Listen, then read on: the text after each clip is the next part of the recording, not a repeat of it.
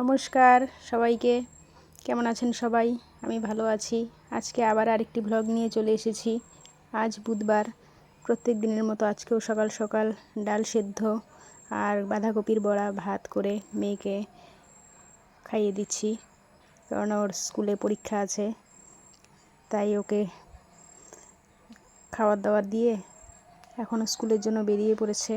এখন আমি ভাবছি যে আমার বাড়ির কিছু কাজ জমে আছে, অনেক দিন হয়ে গেল ঘরের জিনিসপত্র পরিষ্কার করা হয় না, তাই ভাবছি যে আজকে সেগুলো করি, একটু সময় আছে যখন।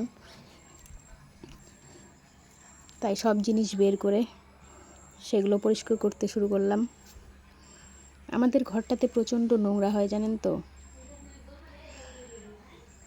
যেহেতু আমাদের ঘরটা ফুল ওয়াল না, টিনের বেড়ার ঘর, সেজন্য নোংরাটা একটু বেশিই হয়। যাদের ওয়াল করা ঘর তাদের ঘরে নোংরাটা হয়তো কম হয়। তাই আমি আর আমার মা দুজনেই লেগে পড়লাম কাজে। সব জিনিস নামিয়ে নিলাম। কিছুদিন পর পরই এগুলো মুছতে হয়। আর খুবই মাকড়সার জাল হয় আমাদের ঘরে।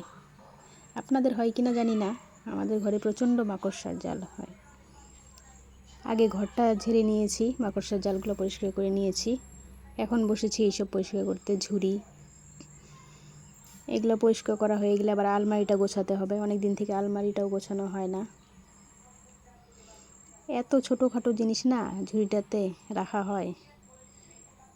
এখন যেটা মুছছি এটা হচ্ছে আমার মেয়ের ছোটোবেলার ছবি, অনেক ছোটোবেলার, একদম 1 বছর বয়সেরও আগের। তাই এটা যত্ন করে রেখে দিয়েছি, ছোটোবেলার স্মৃতি।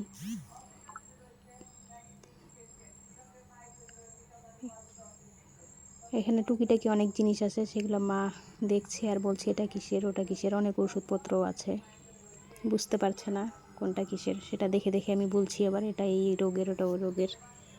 রেখে দেওয়া হচ্ছে কখন কোনটা কোন কাজে লাগে।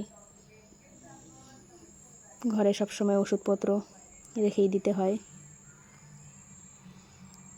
আজকে রোদটাও প্রচণ্ড উঠেছে, তাই ভাবছি কিছু জামা কাপড়ও ধোয়াধুয়ি করব। অন্যান্য দিন সময়ই পাই না এইসব করার। আর কয়েকদিন তো এর মধ্যে বৃষ্টিও ছিল, তাই আজকে ভাবছি সব কাজকর্মগুলো সেরে ফেলবো।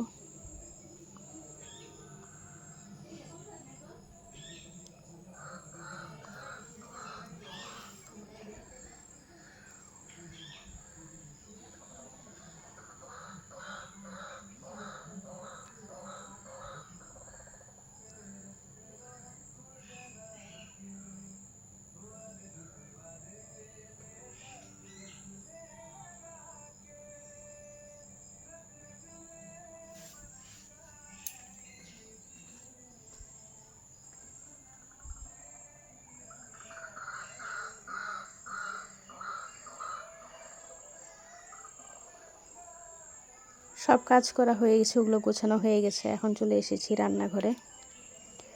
মা ওই যে শাক কেটে দিচ্ছে, সবজি কেটে দিচ্ছে, আমি মাছটা ভেজে নিচ্ছি। মাছ ভাজার পর ঝোলটা করে নেব।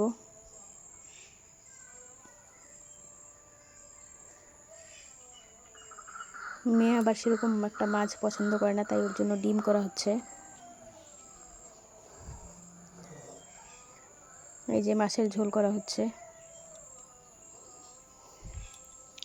মাছ ঝোল হয়ে গেলেই, অনেক দিন থেকে ইচ্ছে খুব জাম্বুরা খাওয়ার।